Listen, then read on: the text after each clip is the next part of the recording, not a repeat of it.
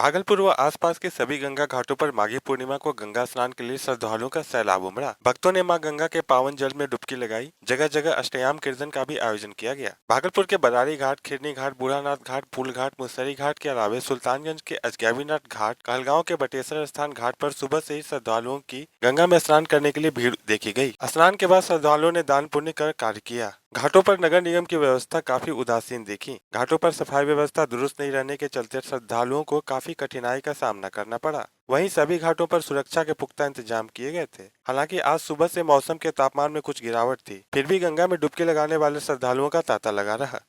विशेषकर मघा नक्षत्र में यह पूर्णिमा पड़ता है, इसलिए इसको माघी पूर्णिमा कहा जाता है। और अमूमन पूरे माघ मास में मघा नक्षत्र जो है होता है और यह पूर्णिमा मघा नक्षत्र में के रहते होता है, तो इसे माघी पूर्णिमा कहा जाता है। और इस महीना में, इस मास में भगवान विष्णु की आराधना जो है विशेष रूप से की जाती है। आज माघी पूर्णिमा को बहुत बड़ा एक महत्व होता है। जितना देवी देवता ऋषिगण जो भी थे, भेष बदल बदल करके भी गंगा स्नान करते हैं और आज गंगा स्नान करने से बहुत बड़ा पुण्य मिलता है। भागलपुर में एक मामला चर्चा का विषय उस वक्त बन गया जब धोबी घाट से बच्चा एक पत्थर को घर लेकर आया। दरअसल खंजरपुर निवासी विजय कुमार पासवान के 8 वर्षीय पुत्र ब्रिगेडियर पासवान गाय का चारा लाने के लिए देरा जा रहा था। इसी दौरान धोबी घाट के समीप तैरते हुए एक पत्थर को देखा। तभी मासूम बच्चा पत्थर के करीब गया। पत्थर को जैसे उठाया, बहुत हल्का था, जिसमें श्री राम लिखा हुआ था। वह पत्थर को लेकर घर पहुंचा, जहां पर पत्थर को देखने के लिए आसपास के सैकड़ों लोग ब्रिगेडियर के घर पहुंच गए। बताया यह भी जाता है कि पत्थर बहुत पुराना है। हालांकि इंटरनेट के मुताबिक यह एक स्पंज के समान बहुत अधिक छिद्रों वाला खुरदरा पत्थर होता है। इसमें हवा भरी रहती है, बिल्कुल स्पंज के समान, और इसी कारण इसका घनत्व पानी से कम होता है और यह पानी पर तैरता है। हालांकि लोगों ने पत्थर पर लिखे श्री राम को देखते हुए पत्थर की पूजा अर्चना करनी भी शुरू कर दी। धीरे धीरे इस पत्थर की चर्चा पूरे इलाके में फैल गई। अनोखा पत्थर मिलने के बाद आसपास के लोगों में काफी खुशी देखी जा रही है। लोग इसे भगवान का स्वरूप मान रहे हैं।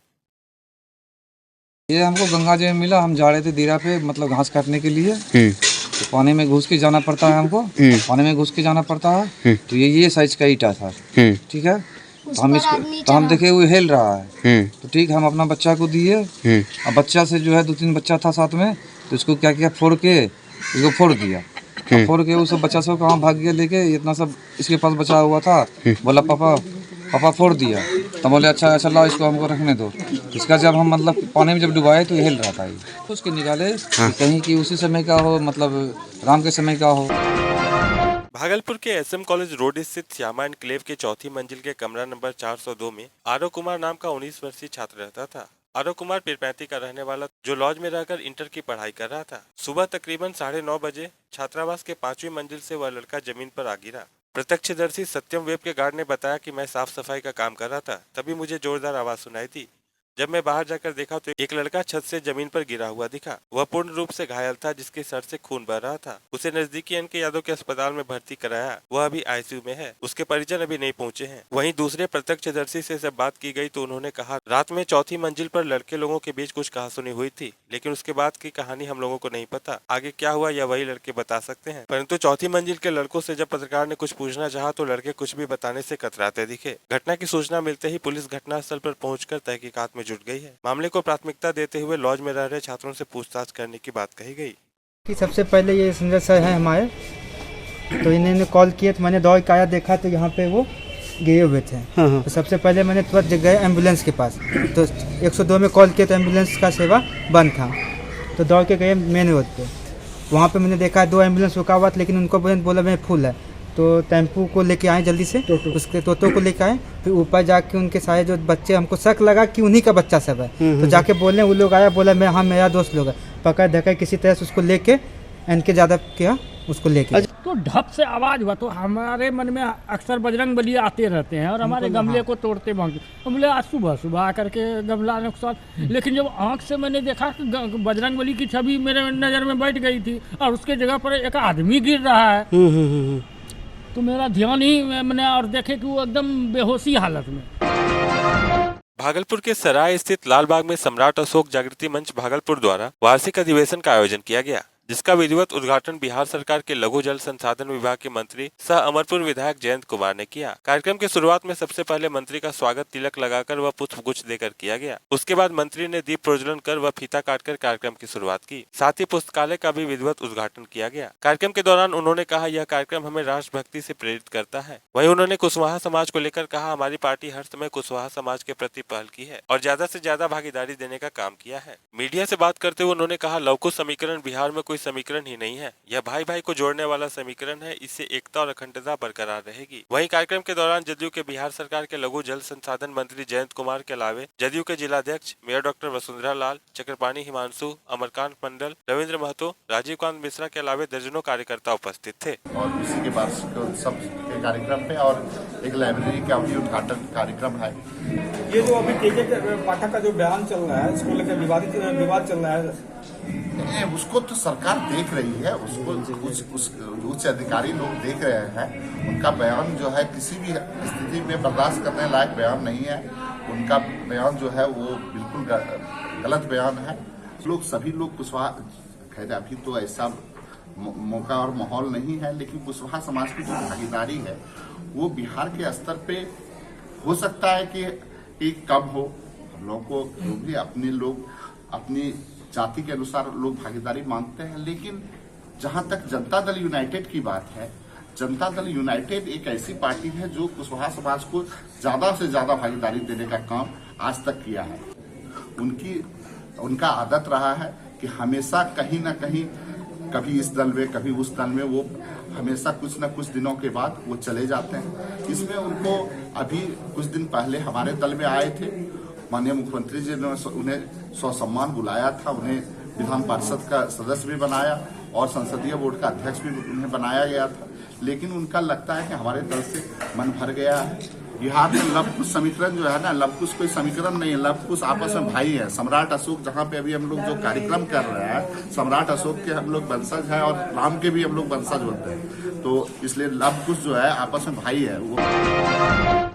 जन जागृति मंच बिहार द्वारा अंगराज कर्ण की भूमि भागलपुर में एक दिवसीय कर्ण महोत्सव का आयोजन किया जा रहा है। इस महोत्सव का मुख्य उद्देश्य है आज की पीढ़ी को कर्ण के बारे में बताना। यह कार्यक्रम 19 मार्च को आयोजित किया जाएगा। गौरतलब हो कि 19 मार्च को ही जन जागृति मंच बिहार का स्थापना दिवस भी है। स्थापना दिवस को लेकर ही यह कार्यक्रम आयोजित होगा। इस बाबत आज प्रेस कॉन्फ्रेंस का आयोजन किया गया। प्रेस कॉन्फ्रेंस के माध्यम से जन जागृति मंच के अधिकारियों व कार्यकर्ताओं ने कहा, कर्ण की भूमि भागलपुर है, लेकिन यहाँ के सभी विधायक, सांसद व प्रशासनिक अधिकारी दानवीर कर्ण को उपेक्षित रखे हैं। यह सही नहीं है। इस पर विशेष पहल करते हुए हम लोगों ने कर्ण महोत्सव करने का निर्णय लिया है। वहीं प्रेस वार्ता में बताया गया, जल्दी भागलपुर में कर्ण की आदमकद प्रतिमा भी स्थापित की जाएगी। इस कार्यक्रम में ज्यादा से ज्यादा लोगों की उपस्थिति के लिए लोगों से अपील की गई। कार्यक्रम के दौरान नंद किशोर पंडित, राकेश केसरी, ब्रजेश शाह, श्वेता सिंह, सोनी सुमन, साहिल अनीस के अलावा दर्जनों कार्यकर्ता उपस्थित थे। तो जन जागृति मंच ये वीरा उठाने के लिए तैयार हुआ है कि हम कर्ण महोत्सव के माध्यम से हम कर्ण के वास्तविक चरित्र को लोगों के सामने लाएंगे। और इस महोत्सव में हम लोगों ने ये भी कोशिश करेंगे, हम लोग और कोशिश करने का बिल्कुल मन बना लिया है कि अंग क्षेत्र में जो भी संस्कृतियां हैं, चाहे वो झिझिया नृत्य की हो, चाहे वो बीला विसरी से संबंधित हो, चाहे वो मंदार की संस्कृति हो, चाहे वो विक्रमशिला की संस्कृति हो, हम इसके बारे में भी विस्तृत रूप से बताएंगे। यहाँ पर परमहंस महर्षि मेही जी की एक अलग पहचान है। यहाँ पर उस अंग के इतिहास को भी हम लोग बताएंगे। दिव्यांगजनों की सहायता को लेकर कई योजनाएं केंद्र सरकार और राज्य सरकार की ओर से चलाई जा रही है। इसके बावजूद भी जिले में दिव्यांगजन लगातार समाहरणालय स्थित जिला सामाजिक सुरक्षा कोषांग का चक्कर लगाते नजर आ रहे हैं। कोई ट्राईसाइकिल के लिए कई सालों से दौड़ रहा है, तो कोई दिव्यांगों को मिलने वाली राशि के लिए चक्कर काट रहा है। लेकिन सरकारी मुलाजिमों की तरफ से इसका कहीं से कोई निदान नहीं निकलने के कारण कई दिव्यांगजन परेशान हैं। इन्हीं में से एक हैं शहर के खंजरपुर के रहने वाले रतन कुमार शाह। पिछले 2 साल से कार्यालय के चक्कर काट रहे हैं कि उन्हें ट्राईसाइकिल दिया जाए, लेकिन अधिकारियों के द्वारा कागजात के मांग किए जाने के कारण उसे आज तक ट्राईसाइकिल नहीं मिल पाया। उसका कहना है कि जब उसका घर ही नहीं है और ना ही जमीन है, तो वह आवासीय कहां से ला कर देगा। ऐसे हालात में वह लगातार कार्यालय के चक्कर काट रहा है कि कभी न कभी तो उसे ट्राईसाइकिल मिल जाएगी। जेबर आते हैं तो बोलता है कि हमको कोई चीज़ का मालूम नहीं, जाति चाहिए, आवासीय चाहिए, ये सब चाहिए। तब विकलांग को ट्राईसाइकिल मिलेंगे। अब पहले जो संतोष मल जो इतना ट्राईसाइकिल किया है अप्लाई, वो सब अभी तक कहाँ गए, सब सर जाए क्या धरा हुआ है। भागलपुर के कहलगांव प्रखंड के सदानंदपुर बैसा पंचायत के भदेश्वर पहाड़ी निवासी 30 वर्षीय इंदल राय का पता चलने पर उसकी मां सहित अन्य परिजनों ने राहत की सांस ली। 3 दिन पहले पंजाब के अमृतसर से मां के नाम से पत्र आया कि आतंकी के शक में इंदल अमृतसर जेल में बंद है। इंदल की मां सुकुमारी देवी और पत्नी बेबी देवी ने बताया कि पत्र लिखने वाले अमृतसर के अरविंद कुमार चौधरी हैं। उनकी रिहाई के लिए स्थानीय सांसद, विधायक और एसपी से चरित्र प्रमाण पत्र बनवाकर लाने की बात कही गई है। बेटे की सकुशल वापसी के लिए शुक्रवार को मां मुखिया गोपाल पासवान के पास पहुंची। मां ने कहा, मेरे पास अमृतसर जाने के लिए पैसे नहीं है। उसने सरकार और प्रशासन से बेटे की रिहाई की गुहार लगाई है। दिसंबर 2016 में चौपाल टोला के ठेकेदार छंगड़ी यादव का कहलगांव प्रखंड के 10 मजदूरों के साथ इंदर को कर्नाटक के कुड़की एनटीपीसी में मजदूरी के लिए भेजा गया था। वहां पहुंचने के चंद घंटे बाद ही इंदर अपने साथियों को छोड़कर ही चला गया। उसके बाद से उसका कोई पता नहीं चला और पत्नी ने उसकी हर तरह से तलाश की, लेकिन उसका कहीं पता नहीं चलने पर वह हताश हो गई। जवान बेटे की गुमशुदगी ने मां को भी बुरी तरह तोड़ दिया था। मामला है 2017 में मेरा बेटा गया कर्नाटक से नहीं पता है। ठीक आया तो जानकारी मिला कि हम लोग तो जेल में हम लोग सोच रहे थे खत्म हो गया, लेकिन चिट्ठी आया तो जानकारी मिला कि वो जिंदा है। जेल में मुलाकात हुआ, वही पूछा जाता तो बताया। आपका मामा है उनका। आप उनके मामा हैं? जी हाँ। कब बाहर गया था कमाने के लिए? वो माना कि 2017 में गया है। कौन मतलब लेके गया था इनको? ईस्टर्न बिहार इंडस्ट्रीज एसोसिएशन की आम सभा कार्यालय में आयोजित की गई, जिसमें सत्र 2023-26 के लिए नई कार्य समिति का चुनाव सर्वसम्मति से किया गया।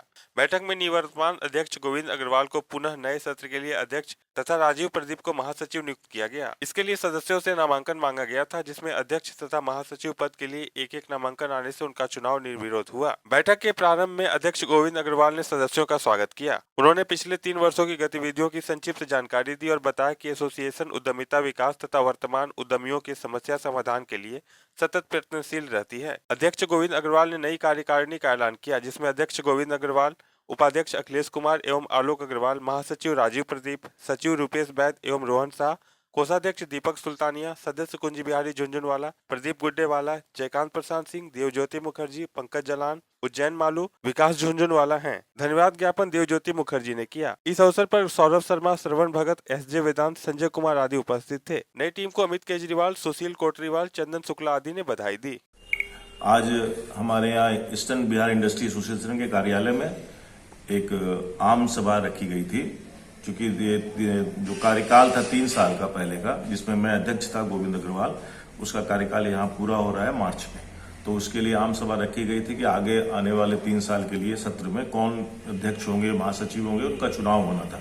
लेकिन चूंकि नॉमिनेशन हमारे सारे मित्रों को कहा गया था कि आप नॉमिनेशन अपना फाइल कीजिए कि अध्यक्ष कौन बनना चाहते हैं, क्योंकि यहाँ पर कोई ऐसा नहीं है कि कोई चुनाव की प्रक्रिया वोट से होती है, जो होता है एक मत से होता है। तो ऐसा कोई नॉमिनेशन किसी का आया नहीं। उसमें मेरा नाम नॉमिनेशन में मैंने डाला था अध्यक्ष पद के लिए, आगे सत्र के लिए, और ये राजीव प्रदीप जी ने अपने महासचिव के लिए डाला था।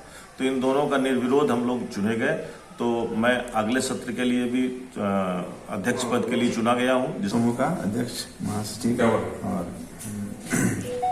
उपाध्यक्ष दोनों का, और इसमें अध्यक्ष महोदय इनको चयनित किया गया, गोविंद अग्रवाल जी को, महासचिव में मुझे राजीव प्रदीप को, इस तरह से चयनित हुआ।